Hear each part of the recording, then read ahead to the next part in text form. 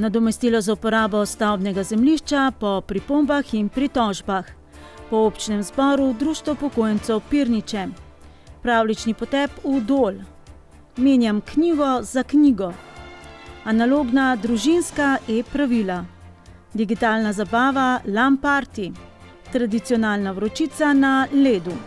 Dober večer in lepo pozdravljeni. Konec septembra lansko leto so občinski svetniki sprejeli osnutek odloka o odmeri višine nadomestila za uporabo stavbnega zemljišča. Hkrati so obetali predvsem boljše evidence stavbnih zemljišč, saj bodo po novem pridobljene iz uradnih virov, bolj pravično plačilo glede na dejansko komunalno opremljenost stavbnega zemljišča, saj so spremenili število in obseg območij in posledično tudi večji promet z nepremičninami. Saj so s sprejetjem osnutka odloka hkrati že napovedali, da bodo morale nadomestilo za nezazidano stavbno zemljišče plačevati tudi fizične osebe, tako kot so ga leta 2019 morale že pravne osebe. Posledično so napovedali manj špekulacij in manjši pritisk na spremembo namembnosti kmetijskih zemljišč. Sledi kratka kronologija dogodkov. Lastniki stavbnih površin so glede na osnutek odloka in glede na podatke iz uradnih evidenc v mesecu oktobru na dom prejeli informativne izračune nadomestila za uporabo stavbnega zemljišča, zazidanega in nezazidanega za leto 2020. Hkrati pa so imeli mesec dni na javni razgrnitvi možnost podati svoje pripombe. Pripombe, predlogi in vprašanja so se nanašali na kar 1230 parcel. Vseh zavezancev je po novem 7484, 20 od njih pa naj bi po novem morali plačati več kot 10.000 evrov nadomestila, predvsem gre za večja medvoška podjetja.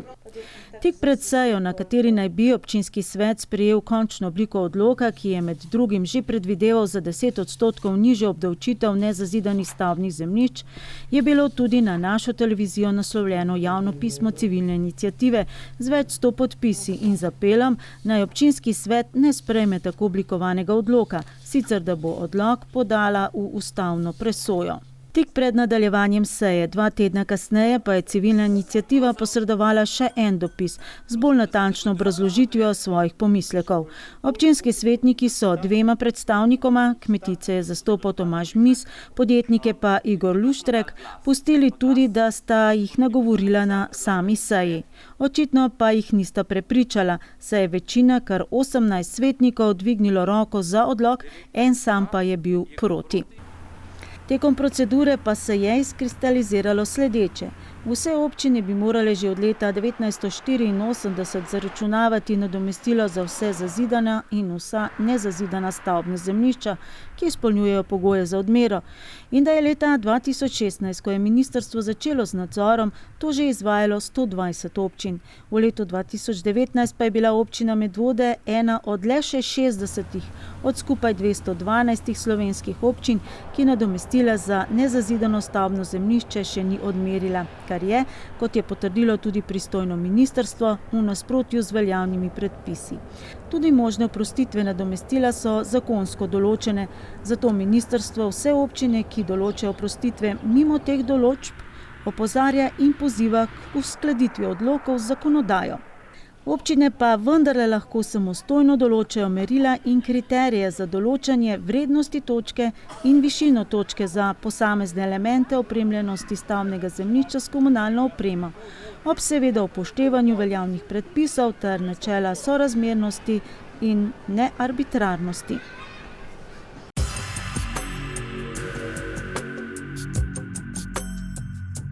Slišali smo torej, več kot 1200 pripomb, predlogov in vprašanj je bilo podanih na sam odlok in na informativne izračune. Pripravljalec odloka, to je podjetje Lokus, jih je vzelo v precep, v začetku februarja zaključilo z delom in vsem zavezancem že posredovalo odgovore. In kakšne ugotovitve lahko razberemo iz odgovorov? Predvsem, da je bilo kar nekaj zemljišč izvzetih iz evidence zazidljivih in da je bilo podanih kar nekaj predlogov, da zavezanci podajo pobudo za spremembo stavbnega zemljišča v primarno rabo. Pripravljalec odloka in tudi informativnih izračunov podjetje Lokus je končalo s pregledom vseh pripomb. Večina njih se je nanašala na nezazidana stavbna zemljišča. Pričakovano, saj bo ta odmera opravljena za fizične osebe prvič, čeprav je bila ta možnost podana že v prejšnjem odloku. Osebno menim, da smo tekom priprave novega odloka velikokrat z različnimi dopisi, z različnimi članki, z različnimi izjavami v medijih poskušali tudi ljudem povedati, da je odmera glede na prej veljavni odlok bistveno nižja, več kot za polovico, če govorimo za nezazidana stavbna zemljišča. Tako da mislim, da bo pač za letošnje leto bo to ostalo, za prihodnje leto pa se bo videlo, kaj lahko še storimo, da bi šli malo nasproti ljudem, če bi to res predstavljalo neko breme. Približno polovico pritožb je pripravljalec vendarle upošteval. Predvsem so se pa nanašale na drugačne površine geodetskih podatkov, se pravi, da so ljudje popravili površine na prave površine. Druga zadeva je bilo, da je bilo kar nekaj zemljišč izločenih, če so bili pod daljnovodi visoke napetosti, se pravi tam, kjer ni možno graditi enostanovanjskih oziroma stanovanjskih stavb. Ter nekaj pritožb je bilo z naslova zemljišč, ki so ob hišah, se pravi, da dejansko predstavljajo zemljišča tudi del funkcionalnega območja posameznega objekta. Iz evidence stavbnih zemljišč bodo izvzeta vsa tista nepozidana stavbna zemljišča, na katerih zaradi določenih omejitev dokazano ni možno graditi. Zdaj, ko se je pripravljala sama evidenca, se je poskušalo upoštevati vse te zadeve. Seveda stanje na terenu lahko včasih drugačne kot uradne evidence oziroma uradni podatki to tudi izkazujejo. Tako da ljudje so podali take pobude, veliko jih je bilo pod daljnovodi, predvsem take so bile. Nekaj je bilo tudi bistveno prestrmih zemljišč, kjer sicer je možno graditi, vendar je potrebno kar visoko vložek v samo gradnjo. Tako da vsem tem ljudem smo svetovali, da dajo zemljišče iz stavbnega v kmetijsko oziroma gozdno stavbno zemljišče in s tem bodo tudi izločeni iz stavbnega zemljišča. Kaj pa v primeru, da se naknadno ob pridobivanju gradbenega dovoljenja izkaže, da na nekem nezazidanem stavbnem zemljišču, za katerega zavezanec v dobri veri plačuje nadomestilo, vendarle ni oziroma ne bo možno graditi? V teh primerih bodo od tistega trenutka, ko bo to ugotovljeno, oproščeni plačila oziroma ne, da bodo oproščeni, ampak bodo izločeni iz evidence za nadomestilo za nezazidano stavbno zemljišče. Zdaj, kako bo za nazaj, če bo občina kaj proračunavala, to pa mi ni znano. Kaj pa v primeru, kot je ta v bližini hotela Medno, da imajo zavezanci v rokah nepozidano stavbno zemljišče, za katerega pa občinskemu svetu kljub dvema predlogoma že več kot desetletje ni uspelo sprejeti občinskega podrobnega prostorskega načrta? Zdaj, če tukaj govorimo za primer, ko je z občinskim prostorskim načrtom predvidena priprava novega izvedbenega akta, v tem primeru občinskega podrobnega prostorskega načrta, in če le ta še ni izveden, potem taka zemljišča ne bi smela biti v evidenci za nezazidana stavbna zemljišča. Tako da, če do tega prišlo, bodo ljudje dali pripombo in se bo to seveda upoštevalo. Veliko pripomb zavezancev se je nanašalo tudi na upoštevanje točk za komunalno opremo. Dejstvo je, da se bodo točke za kanalizacijo upoštevale le tam, kjer je že sedaj dejansko možen priklop na javno kanalizacijo, ne pa tam, kjer se odpadna komunalna voda odvaja prek greznic oziroma malih komunalnih čistilnih naprav. In dejstvo je, da se bo nadomestilo za uporabo nezazidanega stavbnega zemljišča odmerilo le na območju, kjer obstaja javni vodovodni sistem. Prav tako se bodo le na tem območju upoštevale točke pri zazidanih stavbnih površinah. Vse pritožbe, ki so bile uspešno rešene, se bodo upoštevale že v letošnji odmeri. Prav tako tudi pobude za spremembo stavbnega zemljišča nazaj v primarno.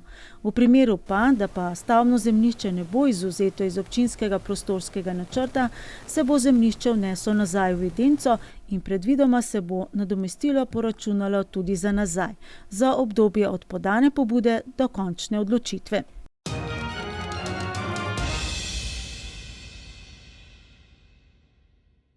Občina niti ne more vpeljati dodatnih oprostitev plačila nadomestila, razen tistih zakonsko določenih.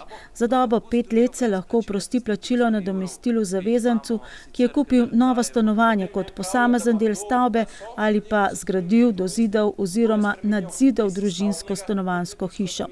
Občina lahko predpiše oprostitev oziroma delno oprostitev plačila nadomestila tudi za socialno šibkejše zavezance, in to za čas, ko je ta prejemal denarne dodatke po predpisih socialnega varstva. V obeh primerih pa mora zavezanec sam podati zahtevo za oprostitev. Nadomestilo pa se ne odmeri tudi za zazidano ali nezazidano stavbno zemljišče, ki se neposredno uporablja za potrebe obrambe, za objekte tujih držav, mednarodnih ali meddržavnih organizacij in za stavbe, ki jih uporabljajo za versko dejavnost. Za vse ostale javne objekte pa se uradno nadomestilo odmeri. Tudi za kulturne domove, šole, zaščitene kulturne objekte, gasilske domove. Najbolj glasni, ne pa tudi najbolj številčni nasprotniki nove odmere nadomestila so bili kmetje.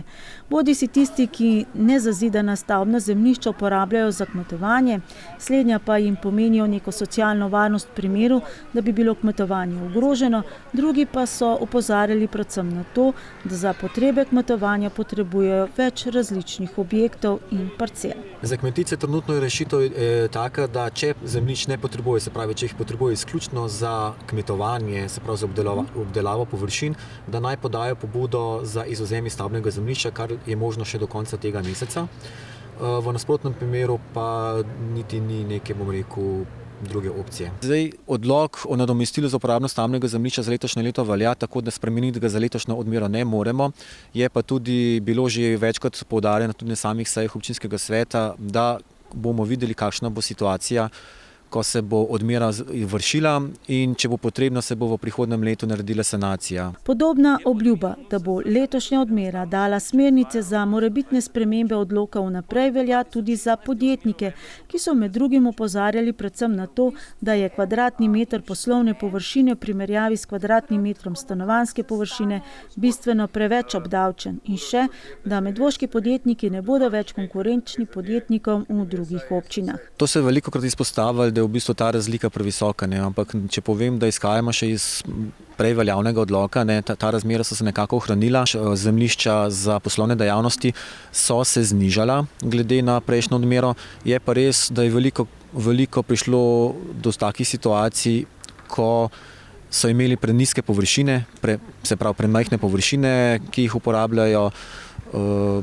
tako da v tem delu žal nimamo kaj narediti. Se pravi, to so uradni podatki, občina tukaj ne more nič narediti. Eden od argumentov, zakaj je prav, da je obdavčitev poslovnih površin toliko višja od stanovanjskih, je, da podjetniki bistveno bolj obremenjujejo okolje in infrastrukturo, da pa se pogovori s predstavniki civilne iniciative vendarle še nadaljujejo. Obrnili smo se tudi na predstavnika civilne iniciative, to je v zadnjem obdobju Igor Kršinar, sicer novinar, reporterja, v konkretnem primeru pa predvsem naš občan. Več o stališču civilne iniciative v prihodnji oddaji, tokrat pa le, da je dala pobudo za spremembo odloka, ker ta uveljavlja prekomerno in neenakomerno obremenitev zavezancev. Med predlogi obrazložitve je pripravila njegova žena, odvetnica Mojca Cigale Kršinar, je tudi ta, da se nezazidana in zazidana zemljišča pri odmeri nadomestila izenači in da se še dodatno zniža nadomestilo za zunanje poslovne površine. Zaenkrat pa velja, kot je dejal tudi naš sogovornik Uroš Košir, da predlogi civilne iniciative finančno niso sprejemljivi in da že sicer ne morejo veljati za letošnjo odmero, da pa so se pripravljeni še naprej pogovarjati o spremembi odloka. Kot pravi Kršinar, so v civilni iniciativi že napovedali, da se bodo na odločbe o odmeri nadomestila množično pritožili in vložili tudi ustavni spor, če se bo izkazalo za potrebno.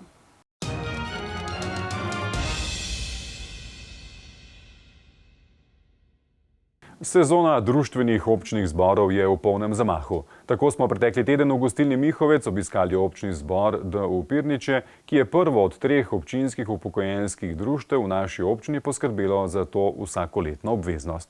Preteklo leto je bilo polno aktivnosti, smeli pa so tudi načrti za letos. Preteklo leto Društva upokojencev Pirniče so zaznamovale mnoge aktivnosti, od športno-rekreativnih, ustvarjalnih do druženj ob različnih priložnostih.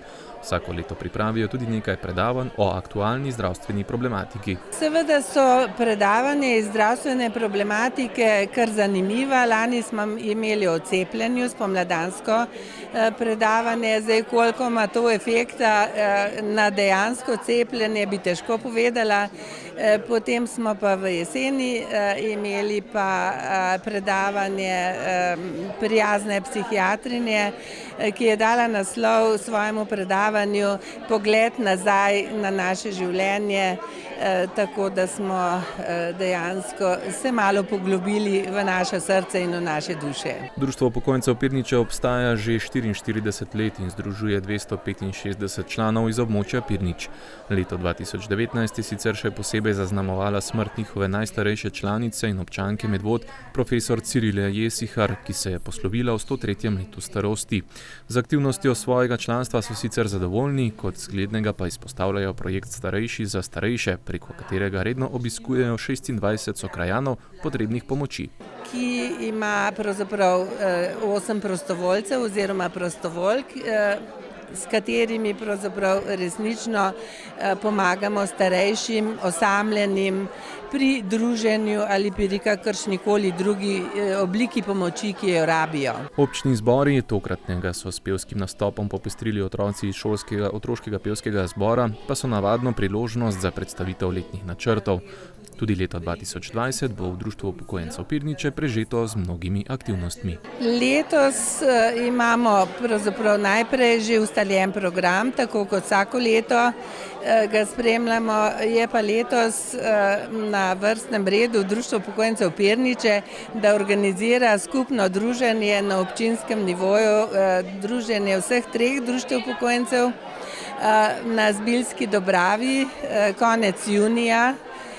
In to je kar velik zalogaj, tako da bomo prosili za pomoč še iz drugih, izkušene kolege in kolegice iz drugih društev.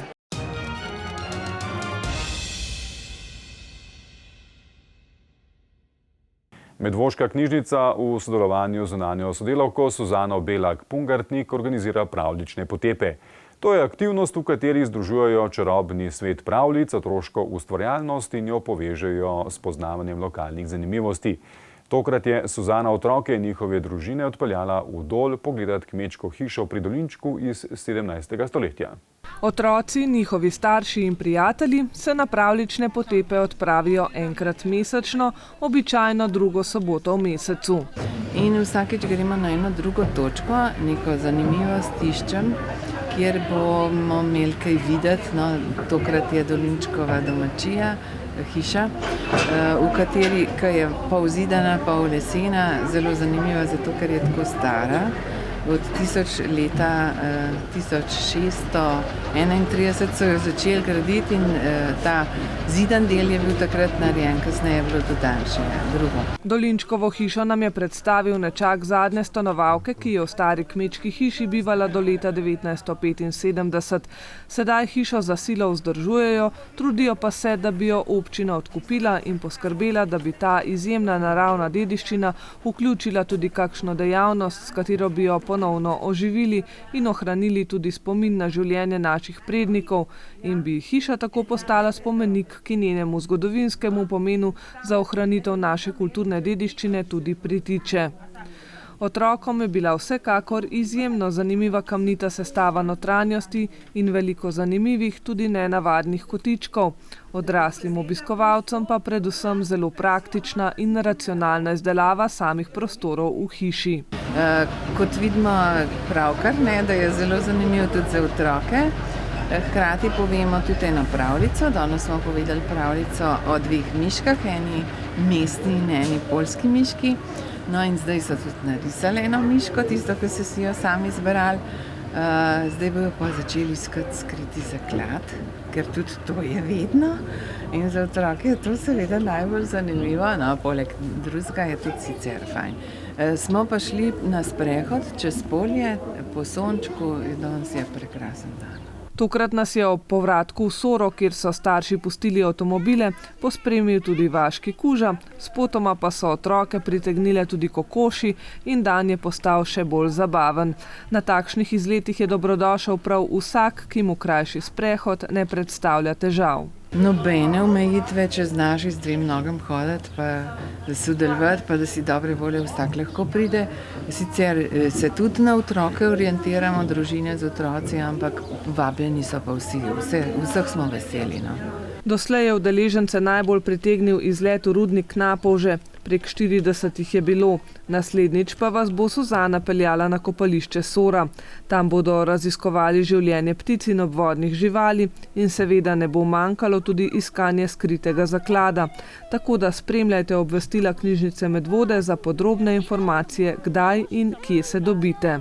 V prostorih turističnega društva Zbilje je dan po kulturnem prazniku potekala izmenjevalnica knjig, in sicer tistih prebranih, ki ne služijo več svojemu namenu, s tistimi drugimi, ki nam bodo prinesle novo veselje. Organizatorici dogodka 4. izmenjevalnice po vrsti sta bili ponovno sestri in blogerki, domačinki Petra Kalan in Ana Jelovčan. Dogodek je sicer že 5. v nizu, saj sta Petra Kalani in Ana Jelovčan že pripravili 2 izmenjevalnici otroških oblačil in opreme ter izmenjevalnico otroških igrač in knjig in poskrbeli za klopco za dojenje s previjalno mizo na otroškem igrišču na Zbiljski Dobravi. Tokrat so bile glavne akterke spet knjige, ne le otroške, ampak vse. Predvsem zato že dolgo ni bilo nobenega projekta, zdaj že kar nekaj časa od lanskoletne izmenjevalnice oblačil. In potem je Ana prišla na idejo tokrat, da bi pa izmenjali knjige. No. Obe kar rade bereva in tudi zdaj v tem času kulturnega praznika je padla ideja, da pa zamenjamo knjige. Ne. Ker jih imamo tudi vsi doma in se nam valjajo, pa mogoče bi kaj novega. Tak potrošni material je, kaj pa škoda, da se ne bi zamenjali. Jaz nimam kakšne čustvene navezanosti, mogoče res, če sem v kakšni posebni priložnosti dobila knjigo, pa da je s posvetilom, pa to mogoče to bi težko dala od rok. Drugače se mi pa zdi, da to je stvar, ki jo treba deliti in nimam težav, no. Bi zamenjala vse od otroških romanov za pomoč, potopisov, česarkoli. No. Zlahka je bilo prinesti žepnice, ki jih itak vsi skozi kupujemo, kakšne take romane za na morje, pa ne prav strokovno literaturo. To smo največ prinesli, pa od doma vzeli, pa otroške knjige, ki so jih otroci že prerastali, se mi tudi zdi fajn, da prineseš, ker to niso tako zelo poceni knjige in na koncu dobiš lahko kakšno drugo. Seveda so pa knjige, ki mi pa veliko pomenijo, pa jih ne bi dala. To so tudi knjige, ki jih dobim za darilo, ali pa kakšna knjiga, ki si jo sem pa tja sama privoščam, pa jo ne dam. In katero knjigo si vi radi privoščite, oziroma v kakšni smeri je ta vsebina?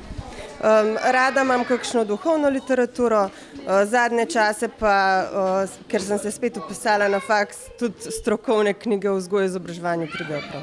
Je bila kakšna knjiga danes tukaj, od katere si se težko ločil? Ne, ni bila nobena. Sem jih že prebral, pa so bile pač v redu. Rad bereš oziroma rad poslušaš? Ja, oboje, dober je. In kaj v tem trenutku najraje poslušaš, oziroma katera je tista knjiga, ki je pri vas danes doma?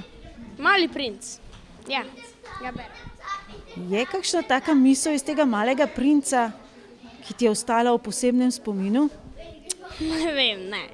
S čim je treba gledati? Z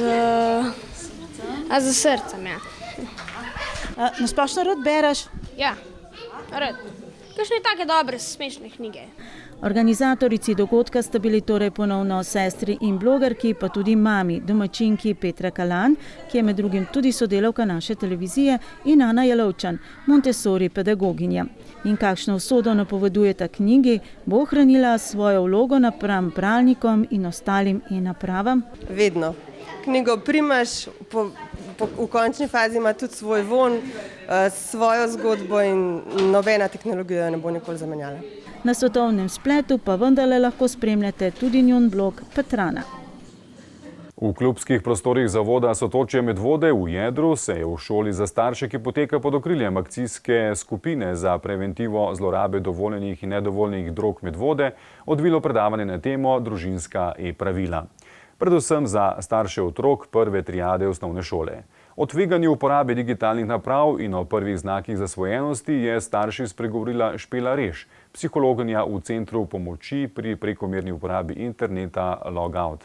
Njen najmlajši odvisnik od e-naprav, ki ga obravnava v ambulanti, je star 5 let.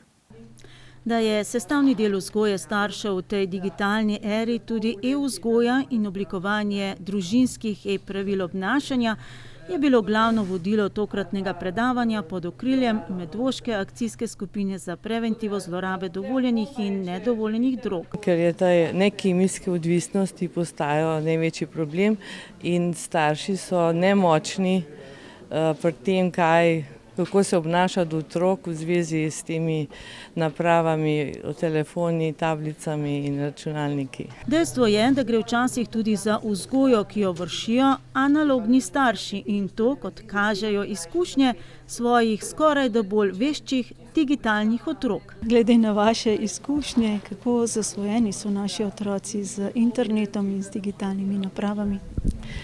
Ja, starši po eni strani nimajo mere, niti nimajo enih znanj, kaj vse so stranpoti teh, v bistvu to niso igračke in zato je na en način je treba najprej starše osvestiti.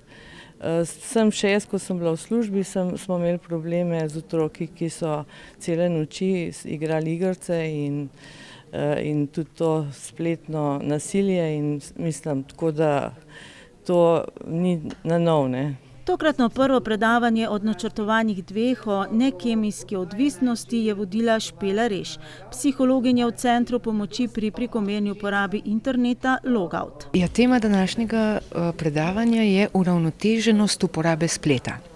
Tako da s tem vprašanjem se bomo ukvarjali, kdaj je pravi čas za svoj telefon, koliko je dovolj časa, koliko je preveč časa, kaj pomeni zasvojenost s spletom, kako to preprečiti.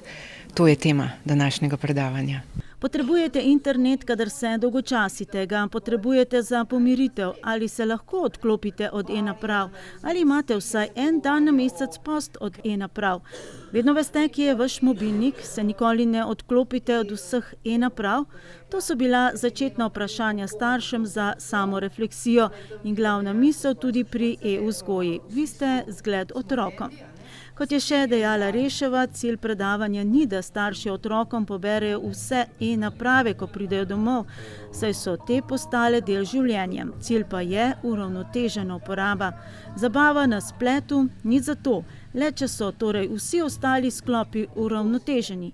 Če vse štima, šola, druženje s prijatelji, interesne dejavnosti in hobiji ter odnos z družino. Tudi enoznačnega odgovora na vprašanje, kdaj otroku kupiti računalnik, telefon ali tablico, ali koliko časa lahko preživi ob e-napravah, preprosto ni. Zelo različno je najbolj pravilen odgovor. Recimo, vsaj pred 10 letom otrok ne bi dobil svoje naprave, je pa odvisno od zrelosti čisto posameznega otroka, koliko je zrel, koliko se drži nekih pravil, dogovorov. Glede časa pa moram povedati, da grejo novejše smernice strokovne v smeri, da ni tako pomemben čas, kolikor je pomembna bolj uravnoteženost aktivnosti, ko nisi na napravi. Sprav, bolj tisti čas izven naprave je bolj ključen. Neki okviri so, seveda, ki so pa različni od starosti do starosti. In kdaj, na primer, prvi mobilnik? Takrat, ko otrok zna argumentirati, zakaj ga potrebuje. In ta argument ne sme biti zato, ker ga imajo vsi.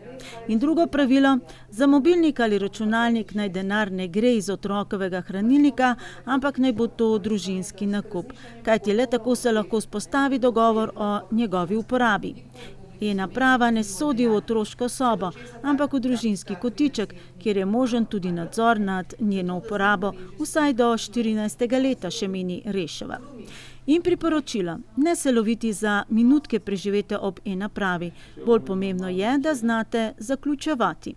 Odpade torej zavlačevanje, češ samo še pol ure, pa še 5 minut in tako naprej.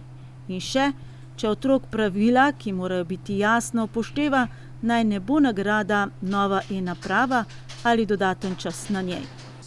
Motiv za prekomerno uporabo e-naprav je lahko dolg čas, kar je zaželeno stanje, saj je dolg čas lahko generator številnih idej. Pri zasvojenosti pa je motiv žal pomiritev, tako kot pri drogah nasploh.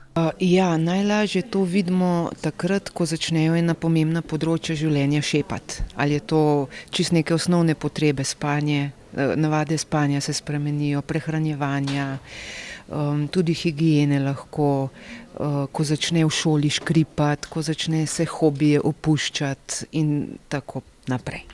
Najmlajši odvisnik od e-naprav oziroma svetovanec Reševe v eni od 4 brezplačnih ambulant centra Logout je star komaj 5 let. Otrok na spletu ni nič manj varen kot na ulici, celo več pasti je pred njim, pravi Reševa. Poleg odvisnosti so pasti spleta lahko tudi spletno nasilje ali spletni grooming. To je načrtno čustveno navazovanje, ki ga z otrokom prek spleta vzpostavi odrasla oseba s ciljem, da se z otrokom sreča oziroma da pridobi fotografije in posnetke otroka, ki so spolne narave. To je kaznivo dejanje, zato Reševa svetuje. V takem primeru je prva in prava edina pot na policijo. Akcijska skupina za preventivo zlorabe dovoljenih in nedovoljenih drog Medvode deluje že od leta 2002. Res pa je, da je bila njena dejavnost prva leta delovanja navzven veliko bolj vidna.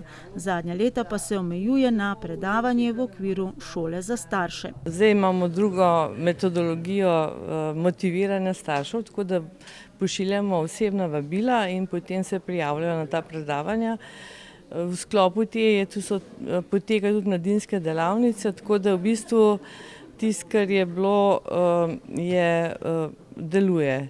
Veliko stvari se je pa spremenilo v Medvodah, recimo že sam mladinski center, ki je nastal, je določene vloge, ki jih je imel tudi akcijska skupina prevzel. Mislim, da imajo mladi kje biti recimo v prostem času in se lahko z raznimi aktivnostmi ukvarjajo. Na podobno temo kot tokrat, torej o uravnoteženi uporabi e-naprav, je načrtovano predavanje tudi v mesecu marcu. In ja, odvisnost od videoigric je uradno priznana bolezen, z diagnozo in priznano bolniško prek zdravstvenega zavarovanja. Splet je zasvojljiv medij, ki nas ves čas sili v pričakovanje in bedenje ob e-napravi, da le ne bomo česa zamudili.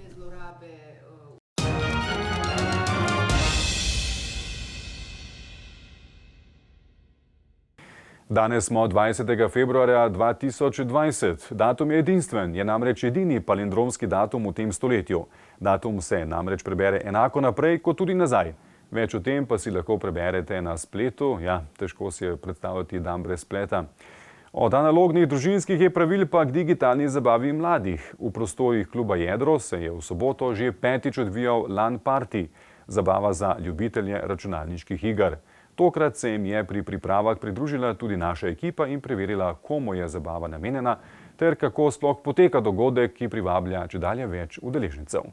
Javni zavod Sotočje je ljubitelje računalniških iger ponovno povabil na zabavo, na kateri se lahko družijo, izmenjujejo izkušnje in igre. LAN kot pomeni Local Area Network, kot lokalni internet bomo rekli, tako da ne rabimo interneta za to, da se vidijo računalniki med sabo in da lahko v tem primeru igramo skupaj igre. Vsak udeleženec mora imeti s seboj svojo opremo, s katero potem sodeluje pri igranju iger. Rabiš en dober switcher, en dober router, ki ima čim več portov, odvisno koliko jih rabiš od ljudi, od 12, 24 ali več.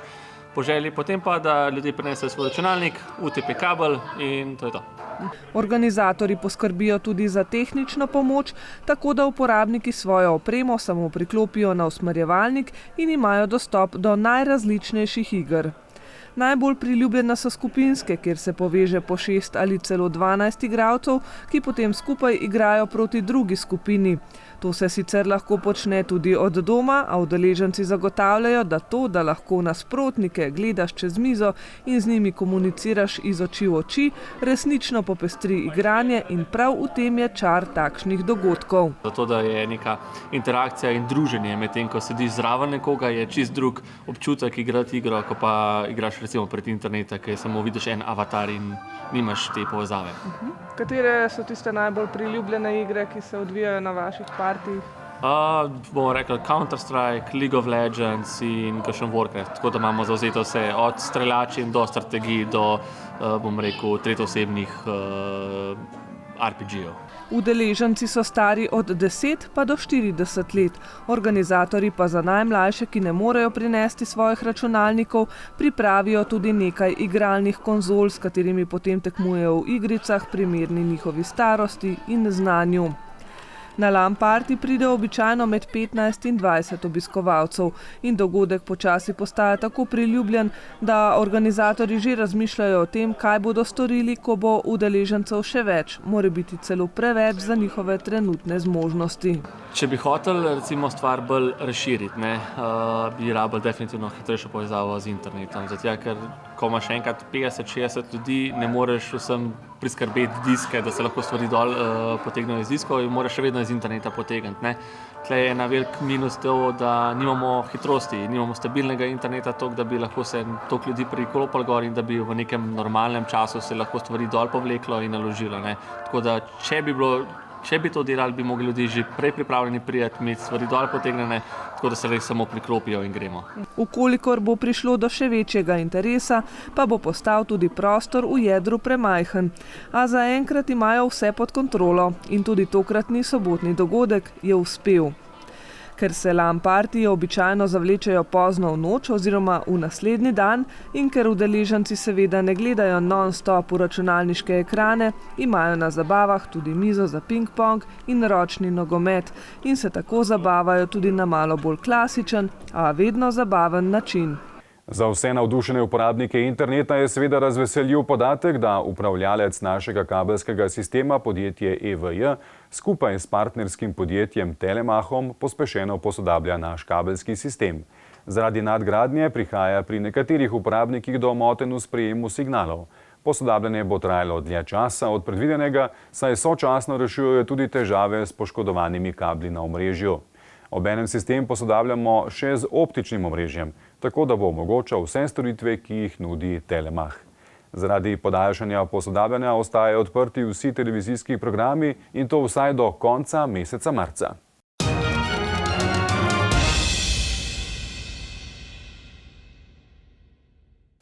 Ob koncu oddaje pa še k športu. Najprej na ledene ploskve. Hokejski klub Jelen iz Senice je namreč pretekli vikend pripravil že 9. hokejski turnir z mednarodno udeležbo. V kranjski ledni dvorani so letos na dvodnevnem turnirju poleg 5 domačih ekip zbrali še 2 češki in 1 iz Nemčije. Turnir je Sničanom služil tudi kot sklepni del priprav, saj se konec marca že 3. odpravljajo v Kanado na Karho, svetovno prvenstvo hokejskih amaterjev. Turnir postaja vsakoletna stalnica hokejskega kluba Jelen v zgodnjem spomladanskem času, na katerem se lahko domače ekipe preizkusijo s prijateljskimi ekipami iz tujine. Ja, v bistvu tudi mi hodimo po Evropi, po teh turnirjih in vsak proba kakšen turnir narediti, potem pa vidiš, zbereš tiste ekipe, ki misliš, da bodo najboljše, tako da v bistvu najbolj pasale v sam koncept turnirja, ker to moramo vedeti, da je to amatersko-veteranski turnir in potem pa v bistvu se moraš potruditi, moraš nuditi neko gostoljubje, da se vračajo in mi smo zelo zadovoljni, da se večina ekip vrača vrsto let. Letos se je v ledni dvorani Zlato polje v Kranju zbralo 8 ekip, 1 nemška, 2 češki in 5 slovenskih. Iz okolice Prage je v Slovenijo prišla tudi ekipa kluba Kabaret Tabor. We are enjoying this stay here very much. We are on an invitation from Mr. Kalan Nastash and we arrived on Friday and today we are leaving and we are playing now semi-final against Slovenian team. Our wish is to win the tournament, but it will be not easy. Kar 2 ekipi pa sta bili tokrat sestavljeni iz članstva Sniškega kluba, ki je lansko leto prejel tudi občinsko priznanje za 30-letno delovanje in popularizacijo hokeja v Sloveniji. Ja, naša strategija je, da se pomladimo in moram reči, da sem zelo zadovoljen, da nas je v bistvu v Jelenih že 25 aktivnih igralcev, tako da smo se razdelili v 2 ekipe. Ena ekipa je sestavljena iz igralcev, ki se bo naslednji mesec udeležila svetovnega veteranskega prvenstva v Vancouveru, v Kanadi, druga ekipa so pa mlajši in nebudniki, ki bodo na to priložnost še čakali. 8 let mineva, odkar se je hokejski klub Jelen zadnjič podal v Kanado na največji dogodek neprofesionalnih hokejistov na svetu, ki nosi uradni naziv Karha in se tako kot olimpijske igre odvije zgolj enkrat na vsake 4 leta. Letos se tja odpravljajo že tretjič. 25. marca potujemo najprej v Seattle, v Ameriko, kjer bomo imeli še 2 prijateljske tekme z lokalnimi ekipami. Svetovno prvenstvo se začne 29. marca do 6. aprila. Priprave, zelo veliko smo na ledu, tako da tukaj se zahvaljujem tudi družinam, ki nam omogočajo, da se to gremo. Skratka, veliko smo na ledu, veliko smo skupaj in pač taktična in fizična priprava za ta dogodek. Po 2 preizkusih med najboljšimi amaterskimi ekipami sveta leta 2008 in 2012 so tokrat tekmovalni apetiti razumljivo še višji, a v konkurenci 150 ekip iz 15 držav sniškim hokejistom ne bo lahko. Rezultatske ambicije seveda rastejo, moramo pa reči, da se mi tudi staramo in da udeležba na tem svetovnem prvenstvu ni ravno poceni, tako da nažalost je tudi to kriterij. Iščemo sponzorje, v katerih smo relativno uspešni, lahko bomo bili boljši, tako da smo omejeni tudi s finančnimi sredstvi. Predvsem hočemo lepo zastopati in po naših boljših močeh zastopati slovenski hokej. Če bo kakšna zmaga, toliko boljša, ampak predvsem bomo se borili po svojih močeh in računamo na lepo uvrstitev. Na turnirju v Kranju je na koncu slavila ekipa Citroen Trobec pred češkimi gosti, ekipo HC Kabaret Tabor. 3. mesto so osvojili Mamuti iz Kokrice. Pomlajena ekipa Tim Jelen je osvojila 5., Jelen Kanada pa končno 7. mesto, ki so si ga zagotovili zmago proti hokejskim prijateljem iz Nemčije.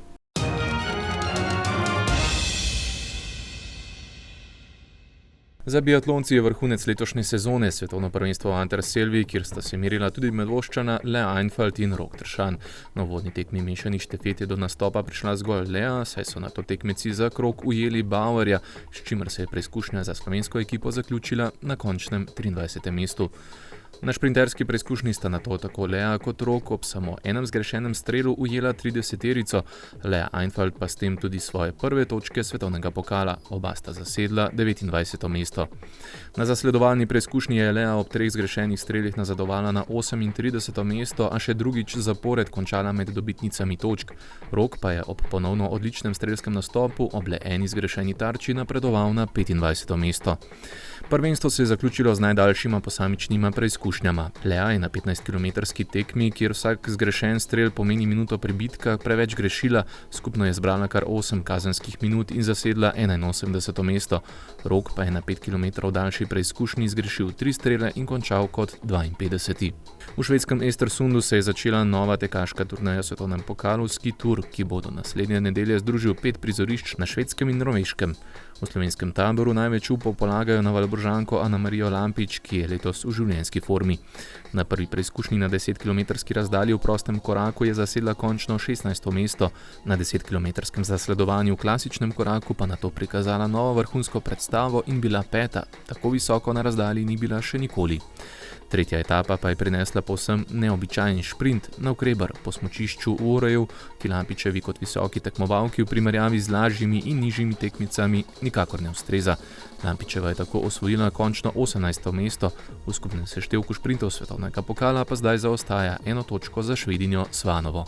Na 8. evropskem prvenstvu za moške in ženske ekipe v badmintonu v francoskem Levinu, kjer so medvoške barve predstavljali 3 člani badminton kluba Medvode, Miha Ivančič, Rok Jerčinovič in Petra Polanc, je v pretekmovalni skupini 7 naša moška ekipa zaigrala še proti Finski. Kljub solidni igri so fantje izgubili z 0:5 in osvojili končno 4. mesto izmed 5 ekip skupine 7. V četrtfinale so napredovali Ukrajinci. Tudi ženska ekipa je igrala proti ekipi Finske in suvereno zmagala s 5:0.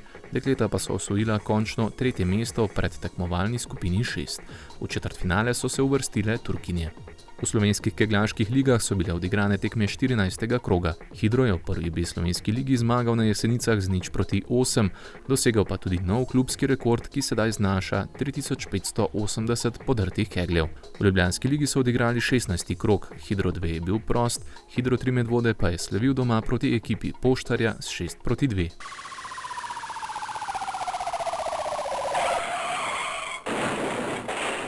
Medvoški policisti v tokratni črni kroniki poročajo, da so obravnavali eno prometno nesrečo v Medvodah, povzročitelj, ki jo je povzročil z vožnjo po nasprotnem smernem vozišču, pa je po dogodku pobegnil. Povzročitelji kaznivih dejanj so bili zelo aktivni. V Medvodah so policisti obravnavali 2 poškodovani tuje stvari ter vlom v klet in tatvino 2 koles. Na Senici so vlomili v kombi in iz njega ukradli delovno orodje. Policisti obravnavajo tudi goljufijo v Medvodah, drzno tatvino in tatvino v trgovskem centru. Kršitelj javnega reda in miru v javnem prostoru bo prejel plačilni nalog. Plačala bo tudi vodnica psa, ki je nekoga ugriznil. Policiste pa so poklicali še na kraj delovne nezgode. Mogoče se ponavljamo, a opozorilo se še ni prijelo vseh. Ne nasedajte nepridipravom, ki vas pod pretvezo zvabijo iz hiše, saj njihovi pajdaši samo čakajo, da boste zapustili stanovanje, ne da bi zaklenili za sabo in vas lahko hitro okradajo. Sumljive osebe ali vozila prijavite policiji. Klik na Facebook stran Policijske uprave Ljubljana pa je tudi klik do boljše informiranosti o delu naših varuhov zakonitosti in o aktualnih nasvetih, s katerimi si bomo lahko življenje naredili bolj varno. Gledali ste četrtkovo informativno oddajo, prijeten večer vam želim še naprej in seveda nasvidenje do prihodnjega četrtka. Lep pozdrav.